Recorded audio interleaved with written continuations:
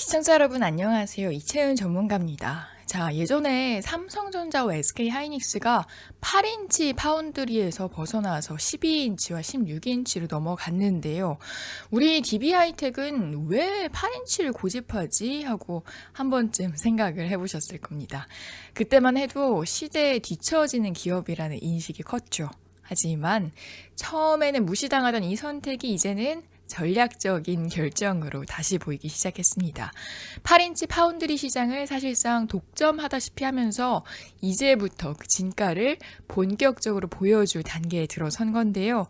자, 오늘 영상에서는 이런 흐름을 최대한 이해하기 쉽게 천천히 풀어드리겠습니다. 그런데 본격적으로 들어가기 전에 한 가지만 부탁을 드릴게요. 저희 채널은 앞으로 나올 DB하이텍과 반도체 업황 이슈를 가장 빠르게 확인할 수 있는 채널이라고 생각하시면 됩니다. 그래서 이슈를 놓치지 않도록 꼭 지금 채널 구독과 알림 설정까지 부탁드릴게요.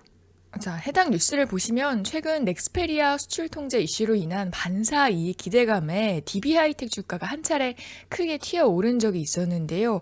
어제는 이런 전망이 아니라 실제 기업들의 피해가 눈에 보이기 시작했습니다. 일본 자동차 기업 혼다가 빅3에서 밀려날 수 있다는 뉴스가 나온 건데요. 최근 넥스페리아 출하 중단 문제가 본격적인 반도체 공급 쇼크로 이어지고 있기 때문이죠. 완성차 회사 입장에서는 분명히 큰 악재입니다.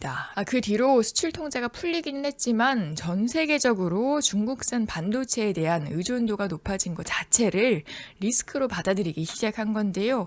8인치 차량용 전력 반도체를 찍어내는 파운드리 입장에서는 이 상황이 오히려 기회로 다가온 겁니다.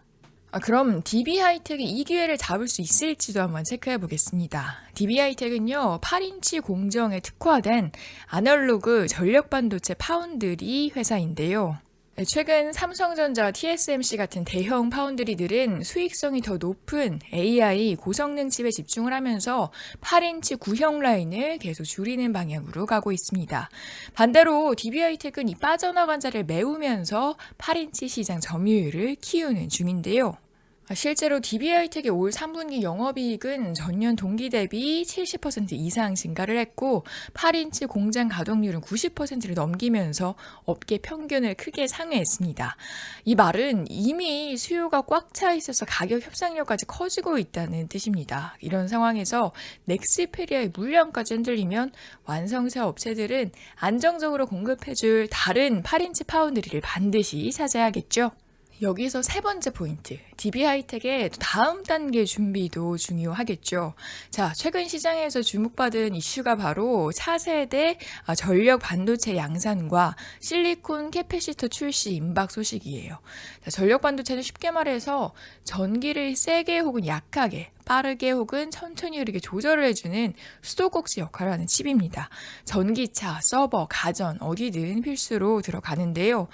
DB하이텍은 실리콘 기반 전력 반도체는 물론 앞으로 탄화 규소, 질화, 갈륨 같은 이 차세대 소재 전력치 파운드리 사업까지 준비를 하면서 시험 생산과 양산 로드맵을 구체적으로 밝힌 상태입니다. 또 일부 매체에서는 DB하이텍이 테슬라와 장기 전력 반도체 공급 계약을 추진 중이라는 보도도 있었죠.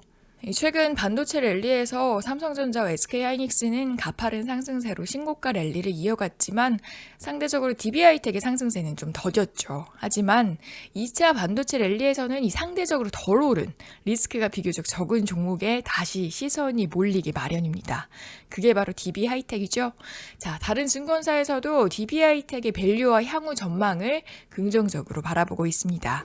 보시면 LS증권에서 DB하이텍에 대한 투자 의견을 바이로 유지를 하면서 목표 주가를 기존 대비 21% 올린 92,000원으로 제시를 했죠. 앞서 말씀드린 8인치 공급 제약과 전력 반도체 또 AI 수요를 반영한 숫자입니다. 여기서 중요한 건 92,000원이 정답이다가 아니라 애널리스트들이 보는 시계가 이미 내년 이후로 넘어가 있다는 점이에요. 시장 참여자들이 이번 실적은 일시적인 반짝이 아니라 구조적인 회복의 초입이라고 해석을 하고 있다는 거죠. 정리를 해보면요. 첫째, 3분기 실적으로 확인된 수익성 회복, 또 둘째, 삼성과 TSMC가 빠져나간 시장 독점, 셋째, 향후 테슬라와의 장기 반도체 공급 계약 기대, 이 세 가지가 지금 DBI 텍 주가의 바닥을 단단하게 받쳐주고 있는 그런 그림입니다. 그러니까 결국 우리가 체크를 해야 할 건 단기 조정이 아니라 이 회사가 앞으로 2년에서 3년 동안 어떤 속도로 실적 업그레이드를 이어갈 수 있느냐 하는 부분이겠죠. 앞으로 8인치 파운드리 업황과 DBI-텍 이슈가 나오면 바로바로 제가 영상으로 준비를 해드릴 텐데요. 꼭 채널 구독과 알림 설정까지 하셔서 놓치시는 일 없으셨으면 좋겠습니다. 그럼 저는 다음 영상에서 더 좋은 내용으로 찾아뵐게요. 고맙습니다.